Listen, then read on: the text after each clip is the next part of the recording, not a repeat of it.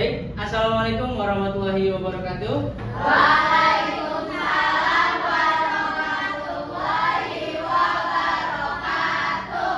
Selamat pagi semuanya. Pagi Pak. Semuanya dalam keadaan sehat. Alhamdulillah. Baik, sebelum kita memulai pembelajaran pada hari ini, alangkah baiknya kita berdoa terlebih dahulu. Berdoa menurut kepercayaan agama masing-masing. Berdoa dimulai.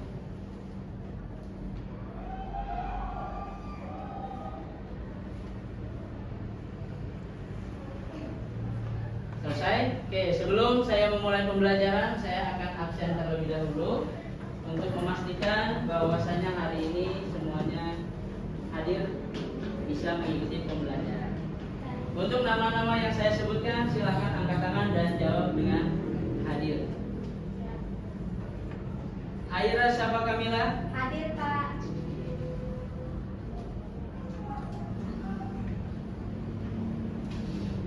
Aliza Erwin Yantika, Hadir Pak. Ananda Safira, Hadir Pak. Andini Melani, Hadir Pak. Angela Erwin, Hadir Pak. Aulia Zahra Tusifa, Hadir. Aurel Cicilia Siregar, Hadir Pak. Gadisa Nabasadana, Hadir. Gadis Adelia Octavian, Hadir. Jessica Laurencia, Hadir Pak. Haira Saura, Hadir Pak. Meisha Siti, Hadir Pak. Nadia Sarifah, Hadir Pak. Nikesha Siratalia, Hadir Pak. Ratu Dewi Putri, Hadir Pak. Sabina Alea, Hadir Pak. Sakina Azalia, Hadir Pak. Syakila Aulia, Hadir Pak. Talita Ayu Kirana, Hadir Pak. Zaskia. Hadir Pak. Oke, berarti dari 20 peserta didik hanya satu yang tidak masuk.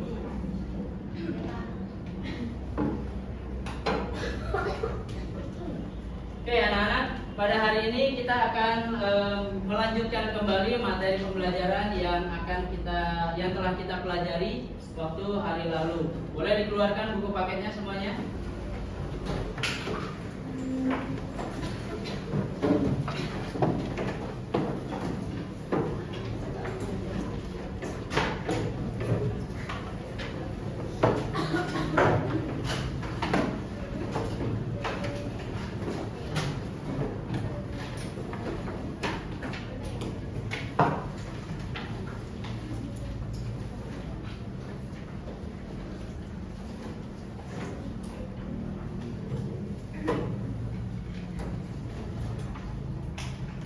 Oke, pada pertemuan kali ini kita akan mempelajari terkait dengan teks LHO. Ada yang tahu teks LHO itu apa?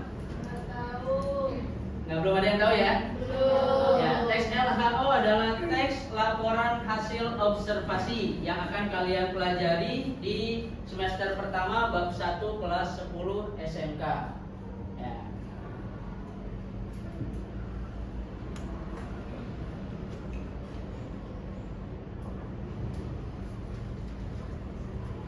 Oke, sebelum kita memulai pembelajaran, kita harus memahami dulu apa tujuan dari pembelajaran materi kali ini.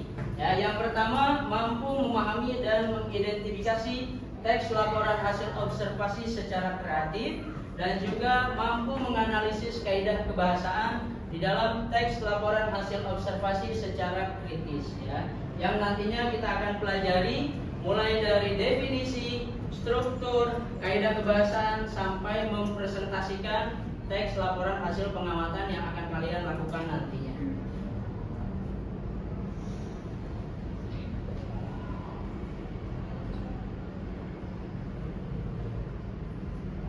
Nah, selanjutnya apa yang kalian ketahui dari hewan berikut ini?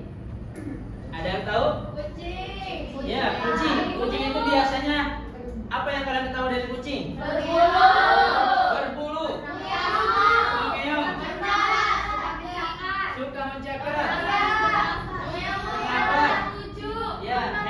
yang lucu. Oke, bagus sekali ya. Secara tidak langsung, kalian telah mempelajari definisi atau awal dari teks laporan hasil observasi. Kenapa bisa dikatakan seperti itu? Karena kalian sudah memahami dan juga sudah mengobservasi secara langsung hewan tersebut ya. Meskipun hewan kucing ini sudah gampang kita lihat, gampang kita temui di mana-mana ya. Nah, di dalam pengertiannya, teks laporan hasil observasi adalah teks yang berisi informasi atau penjabaran umum yang didapatkan dari hasil pengamatan. Sebelumnya saya mau tanya kepada kalian, kalian pernah menonton tayangan televisi si Unyil? Pernah. Atau si Bolang? Pernah. Dan juga siapa? Dolphin, si manusia ikan? Pernah. Si Otan? Pernah. Tayangan-tayangan tersebut merupakan tayangan yang mengandung unsur edukatif. Secara tidak langsung mereka pun sama. Sebelum menginformasikan kepada halayak ramai, tentunya mereka melakukan observasi terlebih dahulu agar informasi yang disampaikan kepada peserta itu berupa kisah nyata. Karena sifat dari laporan observasi itu tidak boleh mengandung unsur opini. Ada yang tahu opini itu apa? Ya, pendapat pribadi. Jadi yang namanya hasil pengamatan itu harus sesuai dengan fakta di lapangan. Nah, tujuannya kegiatan pengamatan adalah untuk mendapatkan informasi tentang tingkah laku, kondisi, keadaan, atau situasi objek yang diteliti. Contohnya tadi kalian telah memaparkan hasil penelitian dari kucing. Ya, misalkan tingkah laku kucing tadi suka mencakar, betul? Betul. Suka mencuri ikan. Betul. Nah, terus kondisi dari fisiknya, badannya ada yang berbulu lebat, ada yang tidak berbulu juga ada. Ya. Terus memiliki 4 kaki. Ya. Terus keadaan dan situasinya terkadang ada di pedesaan, ada di rumah-rumah, di perkotaan, dan banyak bisa kita jumpai di mana-mana. Oke, selanjutnya. Nah, di bagian karakteristik teks laporan hasil observasi, boleh kalian buka buku paketnya di halaman pertama di dalam materi bab 1. Nah, di situ dijelaskan bahwasanya karakteristik teks laporan hasil observasi itu terbagi menjadi 3. Yang pertama apa? Ya, bersifat objektif dan spesifik. Ada yang bisa jelaskan pada saya apa itu objektif dan spesifik? Ya, silakan Aira. Bersifat objektif dan spesifik itu artinya semua orang akan mengatakan hal yang sama tentang objek tersebut atau objek yang telah diobservasi. Oke, betul. Ada lagi? Ya, itu betul ya. Boleh tepuk tangan untuk Aira. Nah, itu ya. Objektif artinya semua orang akan menyatakan hal yang sama terkait dengan objek tersebut. Contohnya tadi kucing, makanannya ikan, ayam goreng, ya berkaki 4. Itu yang dinyatakan objektif. Selanjutnya ada spesifik. Spesifik itu semua orang akan menyatakan hal yang sama juga, tetapi lebih spesifik lagi, lebih mendalam. Ya, contohnya di SMK Syahid Jakarta terdapat 2 kelas kejuruan kuliner, ada kelas A dan kelas B. Kalimat tersebut merupakan kalimat yang sudah mengandung unsur spesifik. Ya. Yang kedua, disusun berdasarkan fakta. Siapa yang bisa menjelaskan? Menjelaskan disusun berdasarkan fakta? Ya, Gadis. Boleh. Fakta berarti sesuai dengan apa yang terjadi, Pak. Ya, betul. Ya. Boleh tepuk tangan untuk Gadis. Yang namanya disusun berdasarkan fakta, observasi itu harus melakukan pengamatan terlebih dahulu ke dalam lapangan, ya di lapangan. Ya, jadi yang dilaporkan itu harus real, berupa kisah nyatanya, tidak boleh mengandung unsur opininya. Ya, fakta itu berarti apa? Telah terjadi dan sudah dibuktikan dengan kebenarannya. Ya. Selanjutnya disajikan secara lengkap dan mudah dipahami. Ini juga termasuk ke dalam karakteristik di dalam teks LHO. Ya, yang namanya laporan harus disusun berdasarkan faktanya dari A sampai Z. Ya. Oke, kita lanjut. Nah, selanjutnya ada struktur teks laporan hasil observasi. Ya, di halaman berikutnya. Di dalam buku paket di halaman 7, ya. Berdasarkan informasi yang telah Anda dapatkan, sekarang Anda akan memahami isi teks laporan hasil observasi. Isi teks laporan hasil observasi merupakan data yang bersifat faktual dan sesuai dengan keadaan sebenarnya atau objektif. Nah, yang pertama ada pernyataan umum. Di sini penjelasannya adalah berisi informasi umum tentang objek yang dilaporkan. Misalkan nama objek yang terdapat nama ilmiah. Biasanya nama objek yang mengandung unsur ilmiahnya itu apa? Oksigen. Ya, oksigen, air. Contohnya lagi ada tanaman lidah buaya. Nama latinnya apa tuh? Aloe vera. Nah, itu termasuk ke dalam pernyataan umum, ya, yang harus dikenalkan atau dijabarkan secara detail terlebih dahulu. Selanjutnya masuk ke dalam deskripsi bagian, yaitu uraian hal-hal yang dilaporkan secara terperinci. Contoh tadi kucing, itu harus kalian ceritakan terkait dengan keadaannya, fisiknya, makanannya, habitatnya, cara berkembang biak. Itu masuknya ke dalam deskripsi bagian. Dan yang terakhir ada deskripsi manfaat atau simpulan. Seumpamanya kalian mengobservasi tumbuhan jahe atau tanaman jahe, ya, itu banyak manfaatnya nggak? Banyak. Manfaat dari jahe apa aja? Tubuh. Menghangatkan tubuh. Apalagi menambah imun, ya, untuk kesehatan badan. Itu termasuk ke dalam deskripsi manfaat atau simpulan di dalam struktur teks laporan hasil observasi. Kita akan membahas terkait dengan kaidah kebahasaan. Untuk di buku paket ada pada halaman 16, ya. Untuk kaidah kebahasaan di dalam teks LHO itu terdapat 6 kaidah kebahasaan. Yang pertama ada kata benda umum, kata kerja material, terus ada kata populer, kata keadaan, kata pengelompokan, dan juga kata teknis. Ya. Yang pertama, kata benda umum, kata yang merujuk pada orang, tempat, benda, atau ide secara umum. Ya. Cara gampangnya adalah kalian mencari kata benda yang ada pada teks laporan observasi tersebut. Oke, dari sini, apakah ada yang bisa memberikan saya contoh apa yang dimaksud dengan kata benda umum? Oke, saya pilih gadis. Boleh. Pertama aku mau ngasih contoh kata benda umum orang.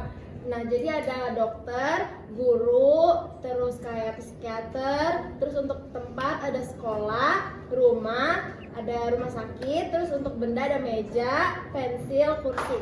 Itu merupakan contoh-contoh dari kata benda umum. Ya, masih banyak lagi. Kalau orang itu bisa guru, bisa murid, bisa ibu, bisa ayah, dan lain sebagainya. Ya, tinggal kalian ketika nanti menulis teks laporan observasi, kalian bisa mengetahui bahwasanya setiap kata benda itu bisa merupakan kata benda orang, tempat, benda, atau ide secara umum. Ya. Yang kedua, kata kerja material, yaitu kata kerja yang menunjukkan tindakan atau aktivitas fisik yang dilakukan oleh subjek atau seseorang. Kata kerja material atau kata kerja yang digerakkan oleh fisik. Ya. Selanjutnya ada populer, kata populer, kata kerja yang berfungsi sebagai penghubung antara subjek dan komplement atau pelengkap. Ya, di sini ada yang bisa kasih saya contoh? Ya. Silakan Laura. Kata kopula itu contohnya bisa merupakan, ialah, dan adalah. Oke, bisa kasih yang satu contoh dari kata kopula yang kamu berikan tadi. Contohnya itu Monas merupakan salah satu ikon paling terkenal di daerah Jakarta. Oke, boleh tepuk tangan untuk Laura dari kata kopula dan contoh kalimat yang betul dari kata kopula. Berikutnya, itu ada kata pengelompokan. Kata yang digunakan untuk mengelompokkan suatu objek menjadi sesuatu yang lebih spesifik. Nah, kira-kira siapa yang bisa beri contoh? Silakan Salina. Dari kata pengelompokan itu ada kategori, golongan, sama bagian. Ya, bisa berikan contoh? Untuk kalimatnya, Ya, itu contoh kalimatnya. Bali adalah bagian dari Indonesia. Oke, betul. Boleh tepuk tangan untuk Salina dari kata pengelompokan. Selanjutnya kata keadaan. Kata yang menggambarkan kondisi atau situasi objek, fenomena atau peristiwa yang diamati. Siapa yang bisa bercontoh? Oke, silakan Safira. Aman. Oke, bisa berikan satu kalimat, contoh kalimatnya? Dari kata indah, pantai Kuta sangatlah indah. Oke, betul. Boleh tepuk tangan. Itu contoh dari kata-kata. Selanjutnya yang terakhir, kata teknis. Kata-kata yang umumnya bersifat ilmiah. Ada yang bisa kasih contoh? Oke, silakan Gadiza. Kata teknis itu ada ekosistem, assessment, oksigen, AC, debit, kredit. Oke, bisa berikan satu contohnya, satu kalimat? Satu contohnya adalah makhluk hidup bernafas menggunakan oksigen. Oke, betul. Tepuk tangan untuk Gadiza. Itu merupakan contoh-contoh dari kata benda umum. Ya, masih banyak lagi. Kalau orang itu bisa guru, bisa murid, bisa ibu, bisa ayah, dan lain sebagainya. Ya, tinggal kalian ketika nanti menulis teks laporan observasi, kalian bisa mengetahui bahwasanya setiap kata benda itu bisa merupakan kata benda orang, tempat, benda, atau ide secara umum. Ya. Yang kedua, kata kerja material, yaitu kata kerja yang menunjukkan tindakan atau aktivitas fisik yang dilakukan oleh subjek atau seseorang. Ya, kira-kira kerja material atau kata kerja yang digerakkan oleh fisik. Ya.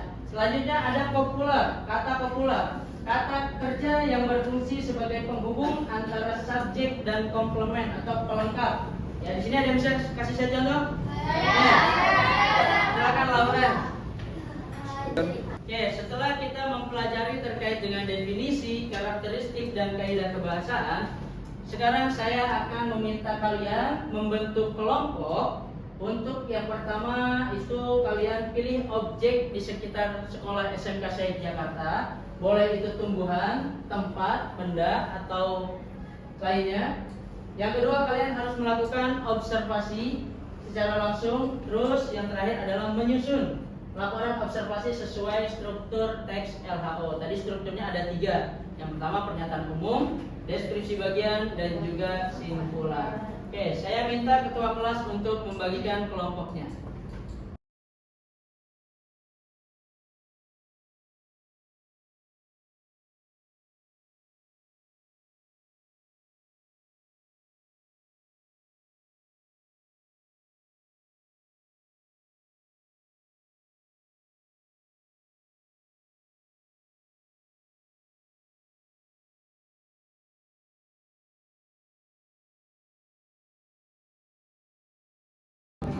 Oke, untuk itu kartonnya sudah saya bagikan. Silakan dimulai tugas kelompoknya dengan kelompok masing-masing.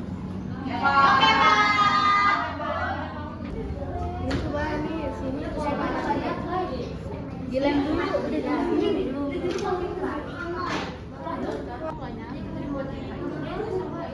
itu kan mantap kan. Ini kayak gimana masuk semua orang. Bapak jadi kan dipajang di mading Pak? Jadi mandinya masih kotor. Mana lagi, Meh? Ini Nggak ada foto kaliannya. iya kan?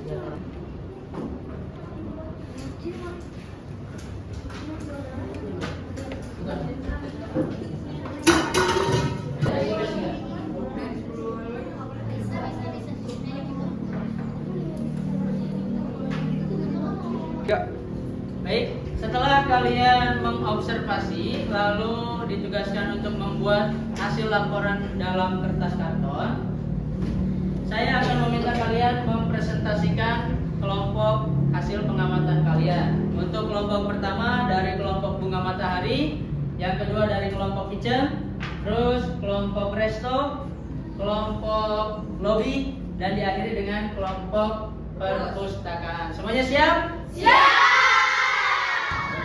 Oke, semuanya kita akan simak laporan dari kelompok bunga matahari. Ya, disimak semuanya. Assalamualaikum warahmatullahi wabarakatuh. Waalaikumsalam warahmatullahi wabarakatuh. Kami dari kelompok 1 yaitu kelompok bunga matahari. Di sini kami beranggotakan 4 orang. Yang pertama ada perkenalkan nama saya Rensia. Perkenalkan nama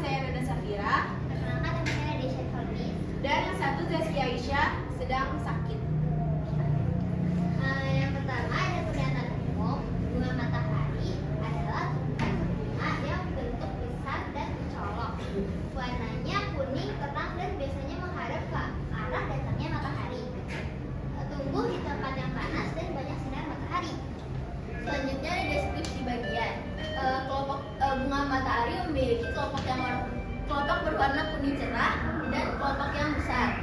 Selain itu ada bagian tengahnya yang berwarna coklat tua, dan itu adalah biji dari bunga matahari. Biasanya bisa dimakan, namanya kuaci. Setelah itu ada daunnya yang lebar dan berbentuk mirip hati. Lalu batangnya tinggi, lurus, dan permukaannya agak kasar. Dan yang terakhir ada kesimpulan dari bunga matahari. Bunga matahari ini bisa dijadikan tanaman hias karena tampilannya yang sangat cantik. Terus biji bunganya itu bisa kita makan sebagai makanan kuaci yang tadi disebutkan sama Lauren. Jadi bunga matahari itu cantik tapi juga banyak manfaat untuk kehidupan kita sehari-hari. Sekian presentasi dari kelompok kami. Terima kasih. Wassalamualaikum warahmatullahi wabarakatuh.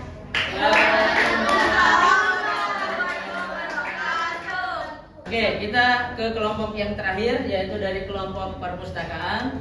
Kelompok perpustakaan sudah siap? Siap. Dipersilakan. Assalamualaikum warahmatullahi wabarakatuh. Waalaikumsalam warahmatullahi wabarakatuh.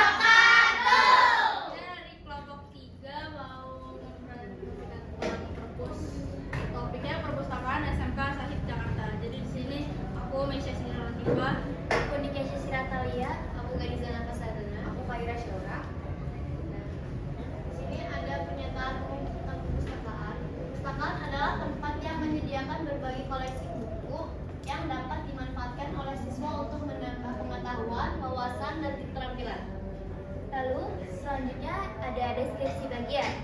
Nah, di dalam perpustakaan ada banyak jenis-jenis buku. Contohnya di antara lain yaitu sejarah, buku fiksi, non-fiksi, Al-Quran, Alkitab, kamus, dan buku-buku mata pelajaran. Lalu juga ada fasilitas seperti AC, komputer, TV, dan juga bin bag dan lain-lain.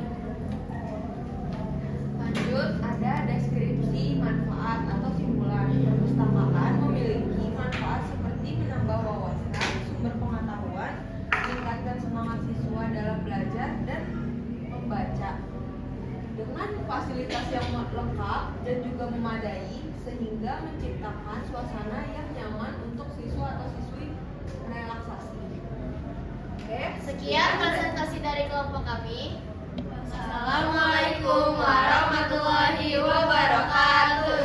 Waalaikumsalam warahmatullahi wabarakatuh.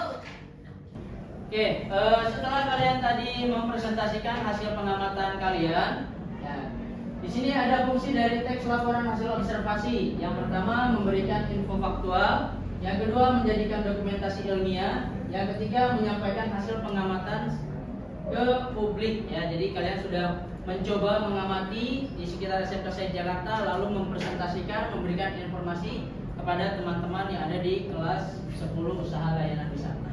Oke, sebelum saya akhiri pembelajaran hari ini, saya akan ulang kembali materi yang hari ini kita telah pelajari. Yang pertama, karakteristik teks laporan hasil observasi ada berapa? Apa aja? Objektif dan spesifik. Disusun secara lengkap dan mudah dipahami. Selanjutnya ada struktur teks laporan hasil observasi. Ada berapa? 3.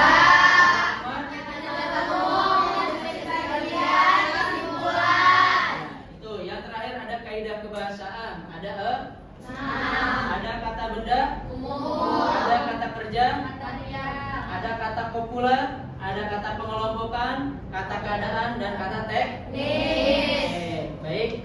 Untuk itu kita akhiri pembelajaran hari ini dengan bersama mengucap hamdalah. Alhamdulillahirabbil alamin.